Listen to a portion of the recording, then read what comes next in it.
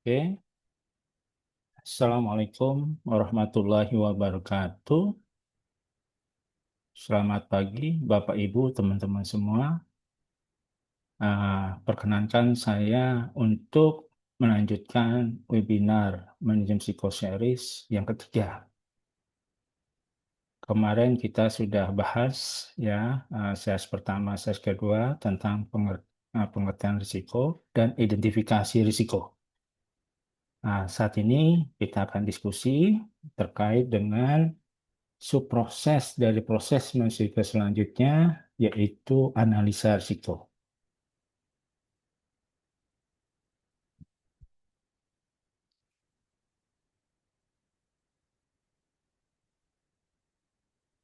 Nah, seperti yang sebelum-sebelumnya, ya, sesi webinar series yang pertama kedua, ya, sekali lagi saya mengulang, dan ini sudah diupload di YouTube, ya, untuk seri pertama tentang pengertian risiko, yang kedua identifikasi risiko, dan sekarang kita akan diskusi terkait dengan analisa risiko. Mudah-mudahan materi ketiga ini ya dapat dipahami dengan mudah dan bermanfaat bagi teman-teman Bapak Ibu untuk melakukan proses risiko di perusahaan. Nah, saya hanya mengingatkan kembali bahwa proses risiko yang kita jelaskan itu diambil dari framework IRM 31000 versi tahun 2018, di mana kemarin juga saya sudah jelaskan bahwa framework IRM ISO 31000 itu terdiri dari tiga komponen utama: prinsip, kerangka, dan proses. Nah, proses risiko yang ada di sebelah kanan saya ini gambarnya, ini adalah yang akan kita jelaskan. Jadi analisa risiko itu bagian dari subproses risk assessment, penilaian risiko yang terdiri dari kegiatan yaitu identifikasi risiko, analisis risiko, dan evaluasi risiko. Nah, penjelasan dari subproses risk assessment atau penilaian risiko akan kita jelaskan secara berturut-turut nanti pada Manensiko series ya. Nanti mungkin yang ketiga, keempat, kelima, dan seterusnya sampai ketujuh. Sampai kita menjelaskan seluruh proses Manensiko ya sesuai dengan framework ISO 31000-2018. Nah, ini sengaja saya ungkap kembali supaya kita tahu posisi kita saat ini itu berada pada komponen IRM ISO 31000 itu pada saat proses manajemen risiko. Nah, ini kalau kita ambil ya, jadi proses risiko sesuai dengan ISO itu memang terdiri dari beberapa kegiatan ya, mencakup tentang bagaimana kita menentukan skop, konteks, kriteria. Kemudian kita diminta juga untuk melakukan risk assessment. Di dalam risk assessment ini kita diminta untuk melakukan identifikasi risiko, analisis risiko, dan evaluasi risiko. Nah, setelah melakukan risk assessment, kita melakukan risk treatment atau yang dikenal dengan respon atau yang dikenal dengan mitigasi risiko. Ya, nah, setelah itu kita diminta untuk melakukan communication dan consultation selama kita melakukan proses assessment dan restatement. Communication dan consulting ini, session ini penting supaya ada persamaan persepsi, persamaan kapabilitas, baik unit MR maupun seluruh risk owner yang menerapkan proses manajemen risiko ini sesuai dengan model 3 lini. Nah, komunikasi ini harus dilakukan. Konsultasi ini terus dilakukan untuk memastikan seluruh hasil daripada risk assessment dan risk assessment ini berkualitas dan benar-benar bisa mengendalikan risiko perusahaan ya pada tingkat level risiko yang bisa diterima. Nah, setelah itu kita tentukan dan menghasilkan hasil dari risk assessment ini nanti akan menghasilkan profil risiko. Nah, profil setelah ditetapkan, nanti kita akan monitor dan review setiap periodik. Bisa bulanan, bisa triwulan, atau semesteran. Tapi lebih baik sih dilakukan monitor dan review setiap bulanan untuk memastikan apakah progres pelaksanaan mitigasinya telah dilakukan atau tidak, apakah mitigasinya efektif untuk menurunkan tingkat risiko residual pada tingkat residual yang kita inginkan. Ini harus dilakukan monitoring dan review. Dan ini dilakukan bersama risk owner dan PIC mitigasi risiko yang ada di dalam profil risiko ini. Nah, hasil dari profil risiko ini nanti akan dituangkan, akan disimpan, didokumentasikan, direkam, dan dilaporkan secara periodik ya kepada pengurus perusahaan atau pada BOD, POC, ya, atau manajemen atau kepada pemegang saham. Karena nanti hasil dari proses risiko ini dalam bentuk profil risiko ini yang biasa akan menjadi laporan ke pemegang saham atau BOD, BOC adalah profil risiko utama. Artinya risiko-risiko utama yang signifikan yang dapat berpengaruh terhadap pencapaian sasaran perusahaan. Ya, akan berpengaruh kepada KPI perusahaan dan sebagainya. Nah, itu akan menjadi sorotan dan kepentingan direksi. Nah, kita sesi hari ini, series ketiga ini, kita akan bahas khusus analisa risiko supaya berkelanjutan dengan materi-materi sebelumnya. Nah, seperti sebelumnya, ya, ini hanya merefresh saja. Penilaian risiko adalah proses menyeluruh dari identifikasi, analisa risiko, dan evaluasi. Ya, jadi penilaian risiko sebaiknya dilakukan secara sistematis, berulang, dan kolaboratif berdasarkan pengetahuan dan pandangan pemangku kepentingan. Penilaian sebaiknya berdasarkan informasi terbaik yang tersedia dengan ditunjang oleh penelitian lanjutan sesuai kebutuhan. Jadi yang harus digarisbawahi di sini, kalau Anda ingin menghasilkan hasil penilaian risiko yang berkualitas adalah bahwa risk assessment ini harus dilakukan secara sistematis dan berulang.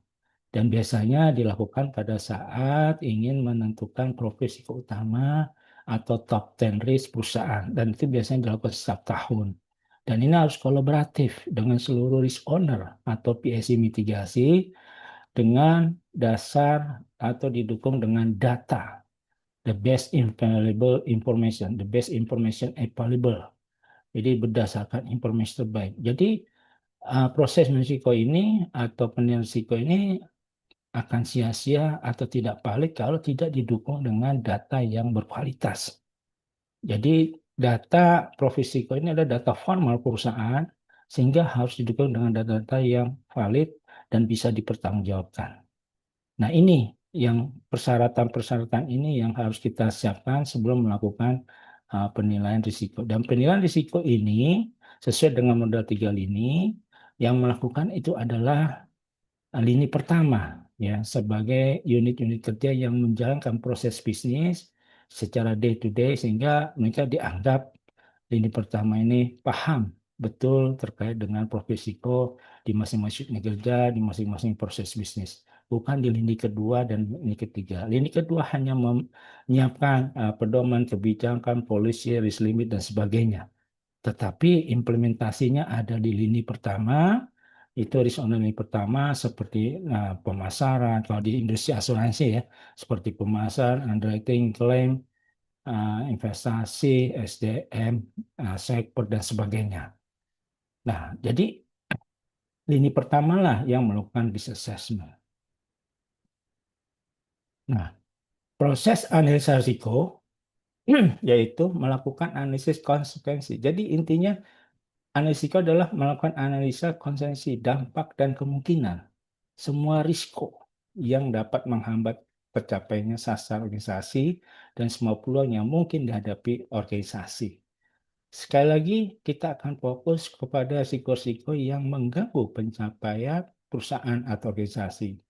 Ya, dan selain melakukan analisa terhadap risiko yang sifat negatif atau downside risk juga kita melakukan analisa risiko terhadap semua peluang. Nah, ini biasanya diindikasikan dengan adanya risiko upside atau risiko positif yang bisa menghasilkan cuan, yang bisa menghasilkan produk-produk baru ya bagi perusahaan. Nah, keduanya harus kita lakukan ya sehingga nanti akan mendukung kinerja perusahaan. Jadi sekali lagi di proses analisa ini kita harus melakukan penilaian terhadap berapa sih tingkat kemungkinan atau probability dan tingkat dampak atau konsekuensi atau impact dari suatu risiko. Nah, caranya gimana? Nah, nanti akan kita bahas kemudian. Nah, tujuan analisa risiko adalah untuk memahami sifat risiko dan karakteristiknya, sehingga akan memberikan gambaran dalam bentuk tingkat risikonya. Jadi nanti kita akan mengukur berapa sih probability-nya, berapa sih dampaknya, berapa sih tingkat risikonya dari satu risiko. Jadi satu risiko itu hanya ada satu pengukuran risiko. Ya. Nah, faktor-faktor yang menjadi pertimbangan dalam pelaksanaan proses risiko adalah satu informasi yang tadi saya sebutkan, the best information available. Akan menyesatkan, akan salah hasil analisa risiko kalau kita menemukan data-data yang tidak lengkap, data-data yang error, ya, data-data yang salah dan sebagainya. Yang kedua, efek dan reliabilitas kontrol. Nah, ini perlu karena penilaian risiko atau assessment, salah satunya analisa risiko ini akan berpengaruh kepada hasil risk mapping. Risk mapping ini nanti akan berpengaruh pada penentuan ya jenis-jenis mitigasi atau kontrol. Jadi kita harus lihat nih efeknya sampai sejauh mana ya dari dampak maupun probability-nya. Yang ketiga, informasi tambahan dalam konteks pendapat. Nah, ini ada informasi tambahan mungkin dari expert judgment dan sebagainya. Ini penting sekali karena ketika kita berhadapan dengan risiko yang tidak kita kenal, yang tidak kita ketahui, informasi tambahan ini sangat penting. Kemudian didukung dengan data statistik, terus kriterianya dibangun, ya kriteria risiko dibangun, misalnya apakah risiko itu termasuk rendah, sedang, tinggi, dan supaya kita bisa memberikan respon yang lebih tepat dan cepat. Nah, ini adalah prinsip-prinsip analisis risiko. Nah, seperti tadi dikatakan, risiko dinyatakan dalam dua fungsi konsekuensi dan kemungkinan. Jadi risiko itu ada dua dimensi. Makanya kalau kita mengukur risiko, yang diukur adalah dimensi konsekuensi, dampak, dan kemungkinan atau probability. Ya, jadi kalau misalnya ada risiko punya probability tapi tidak punya dampak, nah itu bukan suatu risiko. Risiko itu harus punya probability dan harus ada dampaknya, walaupun dampaknya sangat kecil. Ya, ini misal kita katakan dapat ini merupakan risiko perusahaan, misal ada risiko kebakaran. Nah, kalau risiko kebakaran pasti ada probability-nya. Kalau risiko itu terjadi, maka akan ada dampaknya. Dampaknya bisa kehilangan aset, kerusakan, dan akan berdampak kepada kegiatan operasional. Tapi misalnya ada risiko, ya, ada risiko eh, di daerah atau di depan kantor kita ada risiko tabrakan. Tetapi yang terjadi tabrakan itu bukan pegawai Askindo atau bukan aset-aset Askindo, tapi aset-aset perusahaan lain. Probability-nya ada, tapi dampaknya tidak ada. Nah, ini bukan masuk kategori risiko. Jadi kita anggap itu risiko suatu perusahaan atau sintes kalau dia harus punya probability dan dampak. Ya. Nah, risiko punya dimensi probability. Kalau ini artinya apa? Artinya bahwa peristiwa risiko itu belum terjadi. Bahwa peristiwa risiko itu masih sifatnya potensi dan punya peluang terjadi di masa depan.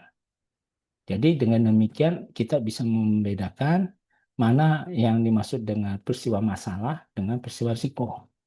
Kalau masalah seperti yang kita jelaskan sebelumnya adalah peristiwa yang sudah terjadi ya dan terjadi di masa lalu dan saat ini. Tapi kalau peristiwa risiko karena dia mengandung unsur dimensi probability maka dia belum terjadi dan terjadi di masa depan. Jadi sekali lagi kalau Anda melakukan identifikasi analisiko, itu harus punya ya konsekuensinya, harus punya probability-nya. Ya. Risiko dinyatakan secara proporsional antara konsekuensi dan kemungkinan kejadian dalam suatu formulasi kalian. Perkalian antara probability dengan dampak itu sama dengan tingkat risiko. Nah, bagaimana menggambarkan probability dan bagaimana menggambarkan dampak? Nah, probability juga dinyatakan dalam sifat level. Ada level 1 sampai 5, dampak juga 1 sampai 5, sehingga matriksnya 5 kali 5. Bisa nggak matriksnya 4 kali 4? Ya bisa saja. Ini sesuai dengan kebutuhan perusahaan dan sesuai dengan regulator. Ya, kalau misalnya regulator minta kita memiliki level skala dampak dan profil 5 kali 5, ya kita ikuti. Tapi yang jelas harus ada kriterianya. Jelas untuk masing-masing level 1 sampai level 5, baik untuk probability maupun dampak. Nah, risiko dinyatakan sebagai suatu hubungan yang kompleks dan terdapat faktor nonlinear antara kegunaan dan nilai konsekuensi. Jadi risiko itu adalah suatu fungsi ya antara perkalian ya probability dan impact. Nah, teknik analisa risiko yang sering digunakan antara lain skema pemeringkatan. Nah, skema pemeringkatan ini adalah digunakan untuk memprioritas risiko mana yang memerlukan penanganan segera. Ya, jadi kita bikin skala 1, 2, 3, 4, 5. Nah, biasanya kalau untuk yang memerlukan penanganan segera itu berada biasanya di angka 4 atau 5. Nah, teknik ini umumnya menggunakan kombinasi antara derajat kemungkinan terjadinya peristiwa risiko, likelihood, dan besarnya dampak yang timbul. Nah, teknik analisis yang kedua adalah analisa sebab akibat. Analisa sebab akibat dalam risiko bertujuan untuk menggali akar permasalahan suatu peristiwa sehingga mitigasi mereka tidak hanya bersifat sementara tetapi menyentuh sumber masalahnya. Jadi hati-hati nih teman-teman. Kalau Anda merumuskan suatu faktor penyebab risiko, Anda harus melakukan proses analisis yang benar. Dan Anda harus paham ya dan memiliki kompetensi dan memahami proses bisnisnya. Jadi kalau Anda salah melakukan analisis, maka akan berdampak kepada perumusan mitigasi. Karena semangat mitigasi ini adalah untuk mengeliminasi atau menghilangkan faktor sebab. Dan dengan demikian, kalau mitigasi itu efektif menghilangkan faktor sebab, maka kita bisa nyatakan risiko itu tidak akan terjadi. Karena risiko itu terjadi juga karena ada faktor penyebab risikonya. Makanya kita harus mengeliminasi, harus menghapus, harus menghilangkan faktor penyebab risiko itu. Yang ketiga, teknik analisis yang digunakan adalah benchmarking. Maksudnya apa nih? Nah, analisa risiko benchmark adalah teknik yang manipulasi profil risiko organisasi dan membandingkan terhadap standar eksternal. Biasanya terhadap perusahaan-perusahaan jenis. Oh, kalau ada risiko ini, kira-kira di industri lain atau perusahaan lain, ada nggak? Kalau ada, kita bisa melakukan analisa risiko benchmark untuk menentukan berapa sih tingkat probability dan tingkat dampaknya. Ya, atau best practice di industri. Kalau ada peristiwa ini dan juga dialami oleh industri yang sama, kira-kira berapa sih tingkat probability dan tingkat dampaknya? Nah, itu ya salah satu metode kita kalau memang kita tidak memiliki data dan pengetahuan yang cukup terkait dengan pengukuran risiko dari suatu risiko tertentu. Ya. Selanjutnya adalah teknik risiko analisis sensitivitas. Maksudnya apa nih? Adalah teknik kuantitatif yang digunakan untuk menentukan seberapa besar perubahan pada satu atau lebih variabel input akan mempengaruhi hasil akhir atau indikator utama KPI-nya. Dalam konteks risiko, teknik ini sangat berguna untuk mengidentifikasi mana yang memiliki dampak paling kritis. Jadi analisis sensitif penting, kita bisa menentukan mana sih variabel yang mempunyai dampak paling kritis. Ya, nah ini perlu data juga kuantifikasi yang ini. Itu adalah beberapa teknik dan ada juga teknik simulasi Monte Carlo. Nah, teknik ini digunakan ya sesuai dengan kebutuhan dan kelengkapan data yang ada ya. Nah, skala pengukur yang dapat mengendapat risiko untuk probability dan dampak itu bisa dalam bentuk nominal, bersifat kualitatif dan kuantitatif. Nanti akan saya kasih contoh, ya contoh-contoh ukuran kerja dampak, uh, probability dampak, baik dampak yang sifatnya yang finansial dan dampak yang sifatnya kualitatif. Nah, skema pemeringkatan, ya dalam proses analisa risiko. Nah, seperti penjelasan di manajemen risiko series sebelumnya, kita sudah lihat bahwa kalau kita ingin melakukan identifikasi, kita harus menentukan sasaran dulu. Ya, sasaran itu untuk perusahaan itu bisa dalam bentuk KPI, ya target-target dalam RKP, RJPP, program kerja dan sebagainya. Nah, setelah sasaran itu ditentukan, baru kita bisa identifikasi kok. Contoh, misalnya kita ada target uh, tidak ada gangguan shutdown TI misalnya. Itu sasaran kita, ya. Maka kita identifikasi, ya, kira-kira ada nggak yang bisa mengganggu? Maka kita dapatkan misalnya ada risiko serangan cyber attack, ada risiko blackout listrik yang menyebabkan seluruh sistem TI shutdown. Nah, ini identifikasi. Nah, setelah identifikasi, kira-kira kemungkinan terjadi risiko shutdown TI itu berapa sih? Berapa persen sih? Atau levelnya apakah level 1, level 2, level 3 dengan kriteria tertentu. Dan kira-kira dampaknya apa kalau risiko itu terjadi? Ya, kalau risiko terjadi shutdown TI pasti akan mengganggu operasional perusahaan karena di zaman sekarang hampir seluruh perusahaan itu sangat tergantung dengan TI. Ya, jadi peran TI ini sangat strategis. Jadi kalau shutdown terjadi, maka bisa berdampak kepada ya pengurangan penerimaan pendapatan atau mengganggu operasional atau bisa juga menimbulkan risiko reputasi dan sebagainya. Nah, perkalian antara tingkat kemungkinan dengan tingkat konsekuensi itu disebut dengan tingkat risiko atau peringkat risiko. Nah, nanti tingkat risiko atau peringkat risiko ini nanti kita kelompokkan. Apakah dia itu termasuk tingkat risiko sedang, tingkat risiko rendah, tingkat risiko tinggi, atau sangat tinggi. Nah, peringkat risiko mencerminkan total exposure atau tingkat kegawatan seperti rating dari risiko inherent, di mana setiap risiko inherent akan dievaluasi tingkat efektivitas pengendaliannya untuk menghasilkan risiko residual. Ya, jadi ini akan kita pantau, nanti akan kita kaitkan dengan mitigasi atau sistem pengendaliannya. Apakah nanti sistem pengendaliannya yang kita sudah rumuskan dan laksanakan benar-benar nggak bisa menurunkan tingkat risiko inherent menjadi tingkat residual target yang sudah ditetapkan oleh perusahaan biasanya di akhir tahun. Nah ini ya kalau kita sederhanakan gambarnya ya kita butuh kemungkinan ya dampak sehingga nanti dikalikan akan menjadi peringkat risiko ya dari masing-masing risiko. Jadi masing-masing risiko itu harus ada pengukuran risikonya masing-masing. Jadi jangan salah ya, saya pernah melihat ada beberapa teman ada beberapa risiko tapi dihitung satu risiko. Setiap risiko harus diukur masing-masing pengukuran risiko. Harus masing-masing diukur tingkat probability-nya dan dampaknya. Jadi unik, tidak boleh digeneralisir. Ya, harus dilihat dari fakta data yang ada.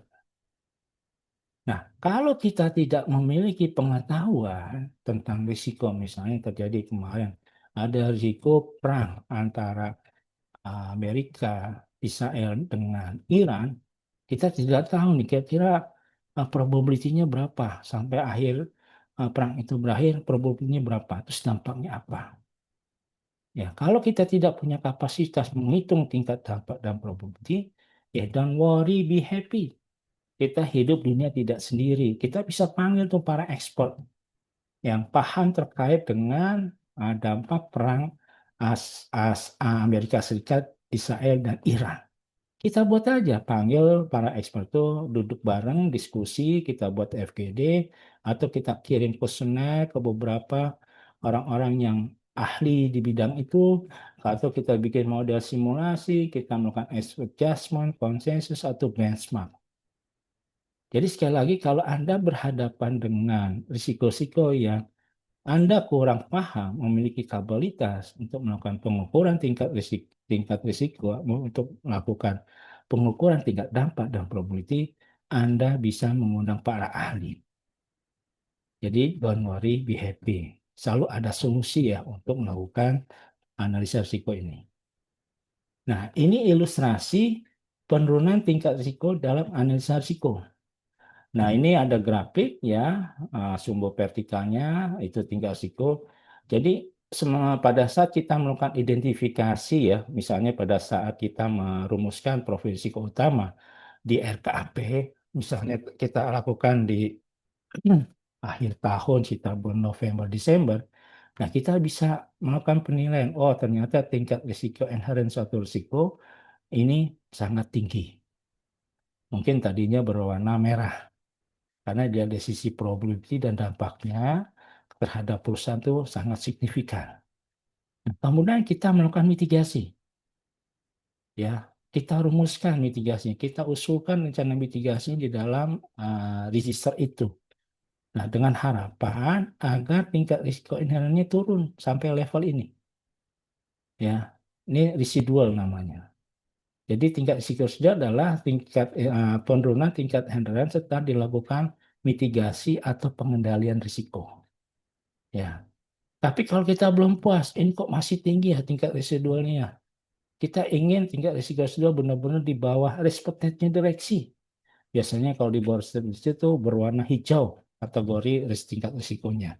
Oke, kita lakukan lagi perlakuan risiko, kita lakukan tambahan mitigasi. Sehingga kita ingin memastikan tingkat residu itu benar-benar berada di bawah respected tolerance-nya direksi. Nah, ini bisa dilakukan. Nah, untuk melakukan pengendalian risiko, sekali lagi butuh kompetensi.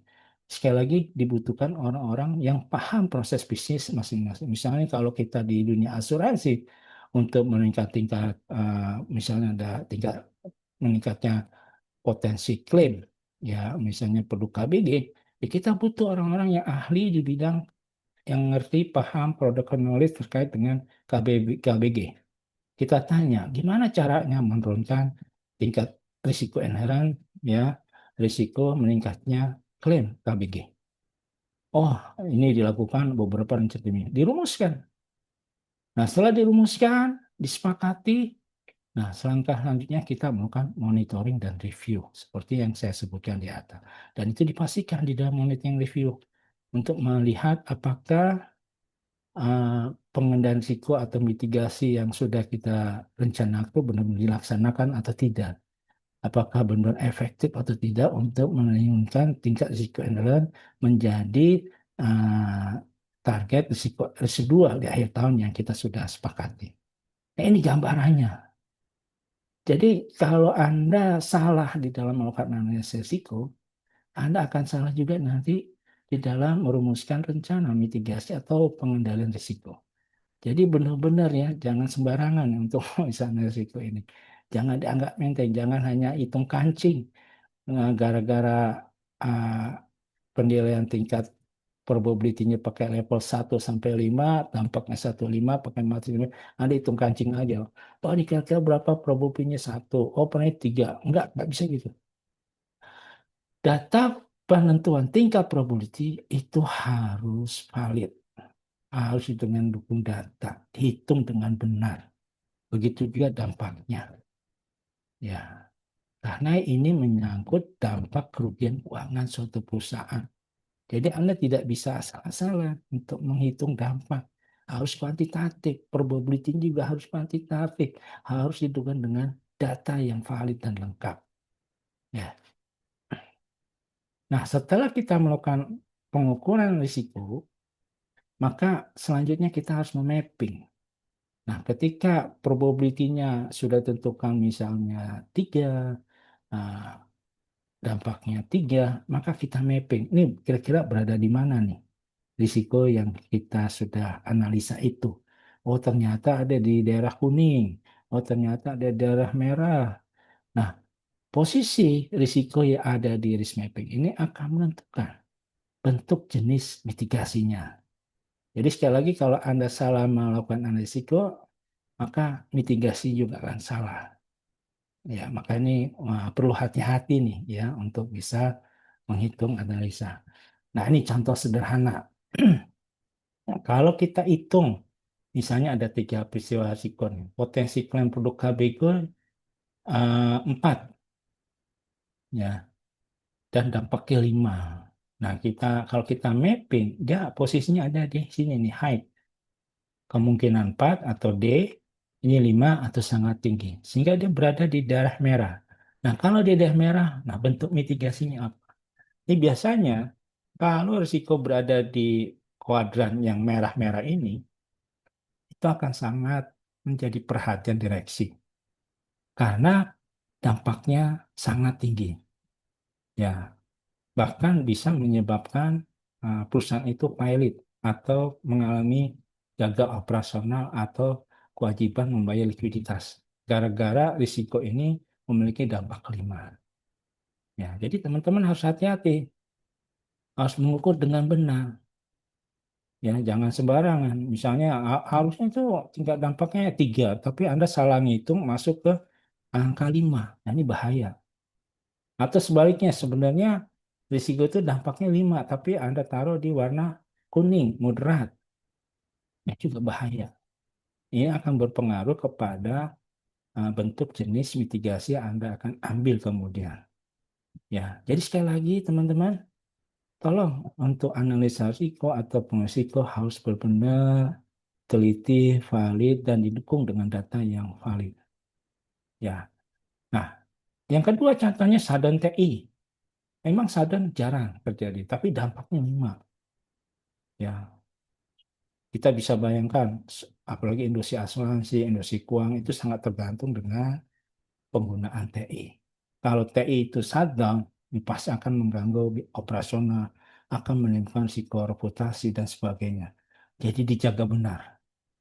Ya, jadi kalau direksi melihat risiko kita mapping di angka yang merah-merah ini akan menjadi perhatian dan biasanya akan masuk menjadi risiko utama, risiko signifikan atau top 10 risk perusahaan.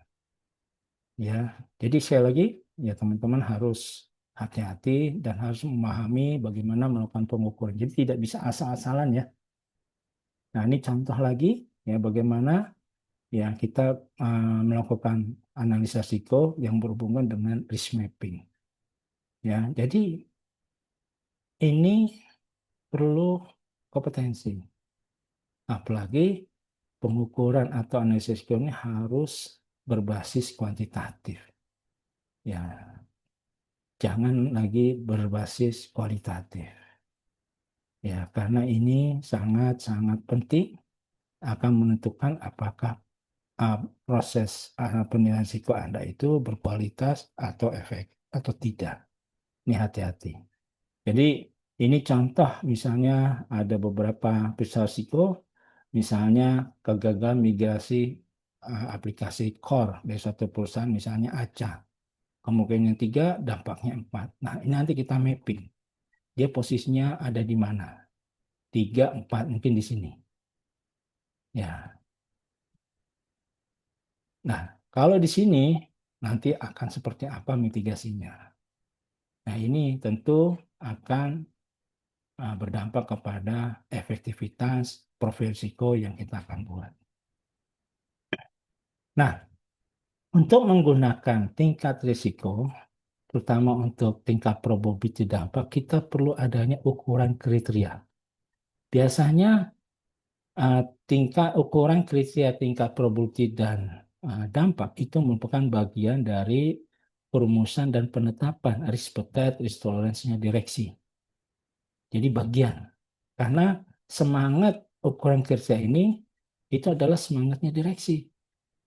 Ya, apakah nanti ukuran kriterianya probability-nya ketat, apakah ukuran kriteria dampaknya ketat atau longgar, itu disesuaikan dengannya risk appetite dan risk tolerance-nya direksi.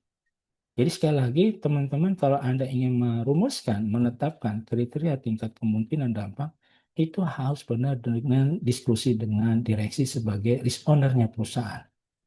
Ya, maunya apa sih risk appetite-nya? Nah, ini salah satu contoh tingkat kemungkinan.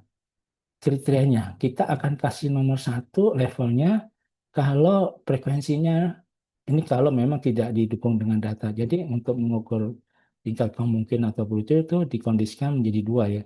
Jika didukung dengan data atau belum atau tidak didukung dengan data. Kalau tidak didukung dengan data biasanya pakai pendekatan distribusi frekuensi ya berdasarkan seberapa sering risiko itu terjadi. Ya, nah ini biasanya berdasarkan frekuensi. Kita kasih nilai satu, misalnya risiko itu terjadi kurang dari satu kali dalam setahun. Kita kasih dua, lebih tinggi satu kali dalam 8. Jadi semakin lama, ini semakin frekuensinya sering. Lima itu sekali, satu kali dalam 1 3 bulan. Ya, nah ini semakin tinggi level tingkat kemungkinan, maka menyatakan bahwa risiko itu sering terjadi. Atau secara kuantitatif, ya dalam bentuk persentase, probability ada. Misalnya kita kasih satu kalau peluang atau probability risiko itu terjadi 20%. Kita kasih nilai dua, probability-nya kalau nilai probability-nya berada antara 20 sampai 40%. Dan seterusnya, kita akan kasih 5 kalau probability-nya 80 sampai 100%. Nah, di sini Anda tekankan bahwa probability harusnya tidak boleh 100%. Satu, harusnya di bawah 100%. Kalau probability-nya 100%, itu bukan risiko. Itu sudah jadi masalah. Nah, ini mungkin typo ya. Harus ini jangan lebih besar sama dengan, tetapi lebih lebih kecil aja. Jangan lebih kecil, ini harusnya lebih kecil dari 100, bukan lebih kecil sama dengan 100. Karena probability itu tidak boleh bernilai 1 atau 100%.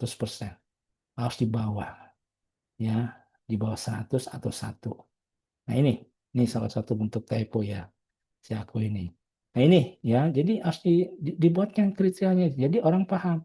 Kenapa sih Anda kasih nilai satu? Oh Pak, karena kriterianya risiko itu secara frekuensi terjadi satu kali dalam 8 10 bulan. Kita kasih nilai 2. Atau tingkat probability-nya berdasarkan data kita hitung secara statistik angkanya 30%. Nah, berarti kita level kasih 2 dan seterusnya. Ya. Nah, atau kriteria probability dari sisi eh, frekuensi yang lain. Nah, ini saya ambil dari kriteria probability dari pengukuran risiko APS KBUMN tahun 2024. Nah, mereka punya kriterianya. Ya, misalnya parameternya kemungkinan terjadi KBUMN terkasih 0,1 sangat jarang. Ya, atau jarang terjadi. Risiko mungkin, nah ini kriterianya, risiko mungkin terjadi hanya sekali dalam 6 bulan. Nah, terserah ya perusahaan Bapak Ibu respectednya direksi untuk menentukan. Tapi kalau untuk BUMN itu sudah ada standar bagaimana ukuran kriteria dampak maupun probability-nya. Tapi kalau perusahaan non BUMN swasta monggo ya ditetapkan sesuai dengan respected instrumen direksi. Nah, ini dampak. Dampak juga kita kalau kita menggunakan matrik 5x5 ini juga kita hitung 1 2 3 4 5. Tapi dampak di sini ini sudah ada kategorinya. Kita kasih nilai tidak signifikan dampaknya kalau dampaknya di bawah 1. Artinya dampak yang sangat kecil dan atau tidak penting atau sangat sedikit membutuhkan perhatian atau tidak membutuhkan perhatian. Nah, ini yang paling bahaya nih. Makanya tadi dalam risk mapping ada angka 5. Jadi jangan sembarangan, Anda sedikit-sedikit angka 5, sedikit 5. Ya, harus dihitung benar. Sesuai nggak dengan kriteria. Karena kalau kita kasih dampak dengan level 5 atau 4 sampai 5, ini maka bencana yang pasti akan menggagalkan. Karena sifatnya dampaknya sangat tinggi atau katastrofik. Jadi hati-hati. Jangan hitung kancing. Ya, harus benar-benar dihitung secara kuantitatif berdasarkan data yang valid. Jangan sekarang mudah-mudah kasih 5. Ya, ini kalau ada angka 5 harusnya direksi ya pemegang saham nih keringet dingin nih. Ya, karena dampaknya kalau ini terjadi ya sangat berpengaruh kepada kelangsungan usaha perusahaan atau mengganggu kegiatan operasional perusahaan dalam waktu tertentu. Jadi harus hati-hati. Nah, ini kriteria dampak kuantitatif ya yang saya ambil dari BUMN. Kita kasih satu. Nah, ini dampaknya kalau risiko terjadi akan menimbulkan dampak kerugian keuangan di bawah 60 miliar. Kita kasih level 2 kalau risiko itu terjadi akan memberikan dampak keuangan antara 60 miliar sampai 125 miliar. Kita kasih angka level 5 dampaknya atau sangat tinggi ya, maka itu terjadi kalau di atas 255. Nah, di sini teman-teman harus memperhatikan risk capacity, harus memperhatikan ya besaran strategi bisnis perusahaan. Jadi bisa jadi ukuran kita dampak ini akan berubah-berubah menyesuaikan kepada size perusahaan, menyesuaikan kepada risiko-risiko yang terjadi di lingkungan eksternal, dan atau pada besaran strategi yang akan ditempuh oleh perusahaan. Dan ini juga harus memperhatikan risk capacity ya, risk capacity, risk limit, dan sebagainya. Nah, ini yang teman-teman harus sering melakukan evaluasi terhadap kriteria. Jadi, jangan sampai kriteria dampak ini tidak dilakukan evaluasi setiap tahun. Nah, selain dampak kuantitatif, kita juga tidak menutup kemungkinan ada risiko yang memiliki dampak kualitatif. Maka harus disiapkan juga.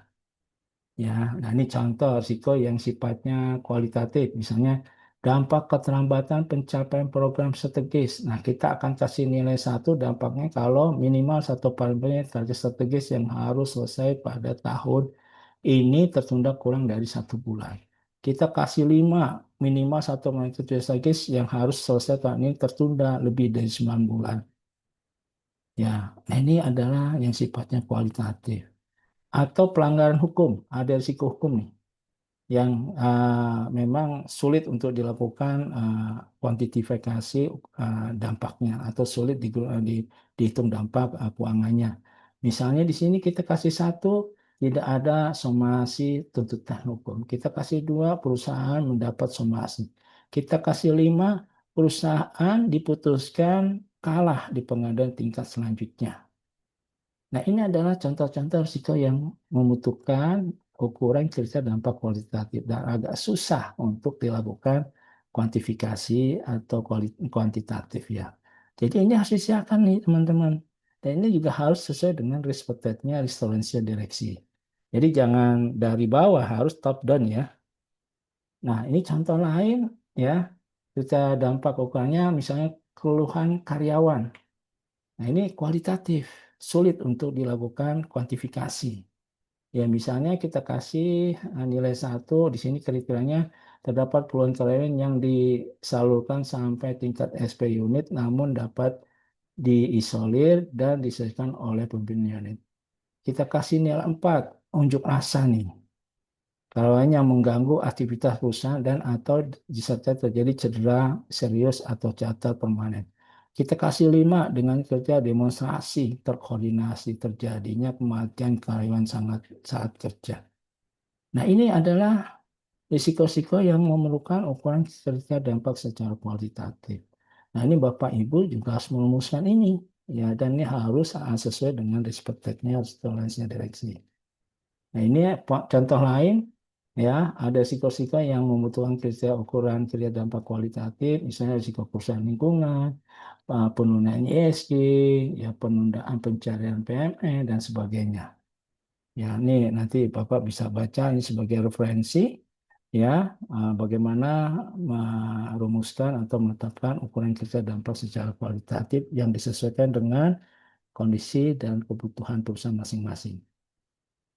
Nah, tingkat risiko setelah kita kali antara probability dan dampak, kita akan menghasilkan tingkat risiko. Dan nilainya antara 1 sampai 25. Nah, ini kita kelompokkan, kita kategorikan, kita klasifikasikan untuk bisa menilai apakah tingkat risiko itu termasuk rendah, sedang, tinggi, atau ekstrim. Nah, ketika dia berada pada tingkat risiko pada rendah, kira-kira tindakan manajemen seperti apa? Responnya seperti apa? Ketika tingkat risikonya berada di kelompok ekstrim, nah tingkat tindakan manajemen seperti apa? Nah, ini perlu ditetapkan. dan seluruh manajemen ya termasuk BOD BOC itu harus tahu, seluruh risk owner harus tahu.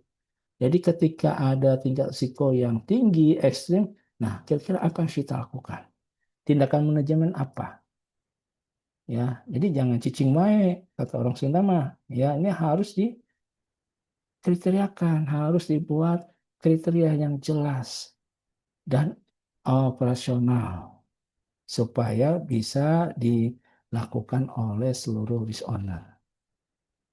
Nah, ini kalau kita lihat contohnya, teman-teman, kalau kita lihat di register, nah kemarin sesi kedua, ya kita sudah bahas tentang identifikasi risiko, ya mulai dari persiapan risiko sampai dampak. Nah, kalau pengukuran risiko ini ada di daerah ini nih. Pengukuran risiko inheren dan pengukuran risiko residual. Kita mengukur risiko. Yang diukur adalah dimensi, probability, dan dampak. Nah, ini ya salah satu contoh ya eh, pengukuran risiko itu dalam worksheet register seperti apa? Seperti ini ya. Oke. Nah, yang dipakai pengukuran risikonya bisa dampak kualitatif, bisa kuantitatif. Nah, untuk probability juga ya, probability ini di sini ini yang inherentnya. Ya, kalau kita buat suatu register, kita hitung, kita isi, kita lakukan penghitungan tingkat probability-nya sesuai dengan ukuran kriteria dan fakta di lapangan. Nah, sekarang bagaimana untuk mengukur probability risiko? Ada beberapa banyak. Sebenarnya untuk mengukur probability risiko ini tergantung pada data yang tersedia. Kalau tidak didukung data, ya biasanya pakai yang kita kalau mengukur probability itu menggunakan metode non-probability statistik. Ya, contohnya dengan metode aproksimasi, dengan metode benchmark, dengan metode pendekatan frekuensi.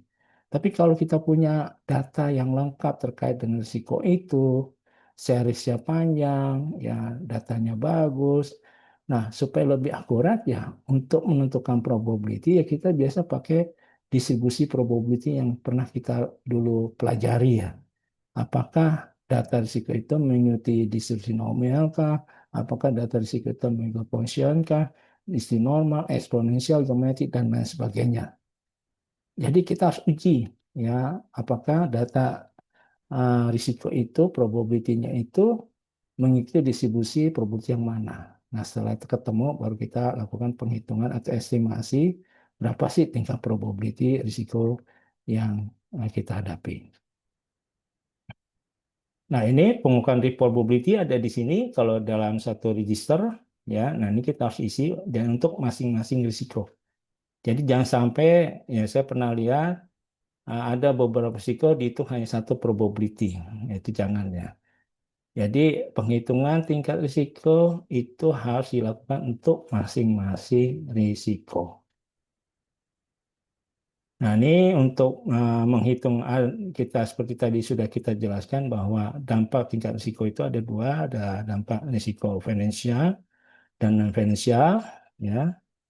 Nah, dan tadi juga kita sudah lihat ukuran kriterianya untuk dampak finansial seperti apa atau kuantitatif seperti apa dan bagaimana membuat rumusan ukuran kriteria dampak yang sifatnya kualitatif atau non finansial.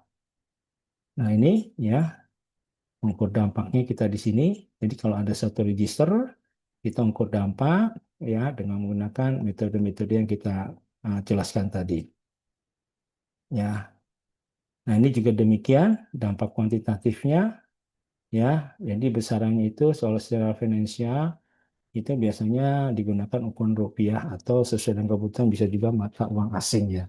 Jadi sesuai dengan jenis risiko dan kebutuhan perusahaan.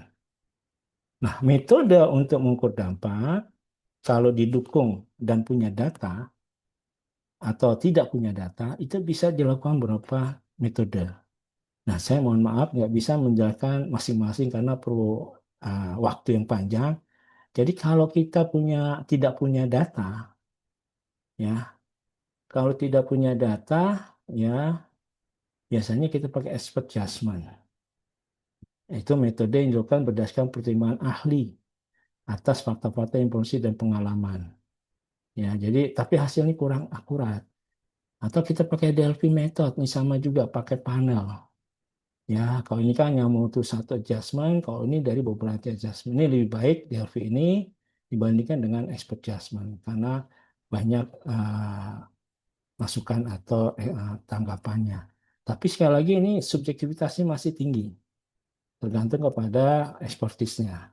Nah, kalau kita pakai PAR atau value at risk, nah ini yang memerlukan data yang lengkap dan valid. Kalau suatu perusahaan ini biasanya di perbankan itu datanya sudah lengkap, valid ya.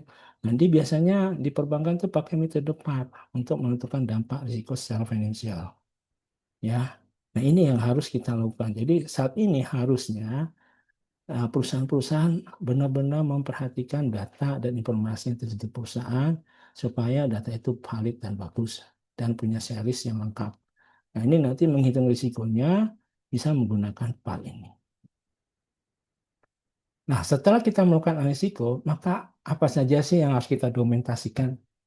Karena itu analisa risiko ini benar salah satu subproses di dalam proses risiko yang penting, yang bisa menentukan profesi kok kita itu valid atau berkualitas atau tidak. Nah, ini maka ada yang perlu didokumentasikan nih sebagai underlying kita. Jadi jangan sembarangan, ya. Misalnya yang perlu didokumentasikan, misalnya asumsi yang dipakai. Misalnya kalau menghitung dampak, asumsinya apa, probabilitasnya apa, itu harus didokumentasikan. Sumber informasi, datanya, ini penting. Ya, jangan pakai data-data fiktif, data-data error, data-data gosip, ya harus benar-benar data yang valid based on fakta. Nah, terus teknik analisa yang digunakan apa? Metodenya apakah pakai PAR atau pakai metode quantitative line? Nah, ini harus dijelaskan. Supaya nanti ketika kita menginterpretasikan hasil pengukuran risikonya itu clear. Jadi sama persepsinya.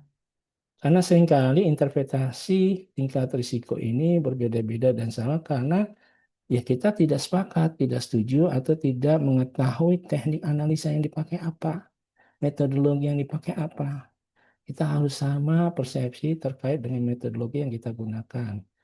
Nah, terus proses penghitungan pengendalian risikonya seperti apa, tingkat kegawatan. Nah, itu tingkat risiko kalau tingkat risikonya 5, katastrofik, ini harus diuraikan deskripsinya, jelas tidak asal bunyi, harus lengkap supaya manajemen paham. Ini ada risiko dengan tingkat risiko gawat, katastrofik. Dampaknya kalau terjadi seperti ini, sehingga itu akan menimbulkan, mendorong ya pengurus perusahaan, manajemen itu benar sungguh-sungguh memperhatikan dan mendukung seluruh mitigasinya. Ya, terus peringkat risiko setelah pengen dilakukan, ya diukur, dimonitoring, di review sampai sejauh mana peringkat risiko itu setelah dilakukan mitigasi. Terus tindak lanjut pengisian dengan kriteria yang ditetapkan. Kemudian hasil pemulihan distersio. Nah ini penting. Jadi analisa risiko itu di awal memang kita lakukan, tapi berikutnya juga kita lakukan pada saat melakukan monitoring dan review setiap bulan. Kira-kira tingkat residualnya seperti apa ya? Misalnya nih, kalau inheritnya kita lakukan di akhir tahun, dan biasanya kalau setiap bulan kita lakukan monitoring review, kita tanya risiko residualnya di sampai mana di bulan Januari. Nanti kita tanya lagi risiko residual di bulan Maret seperti apa, di bulan Desember seperti apa.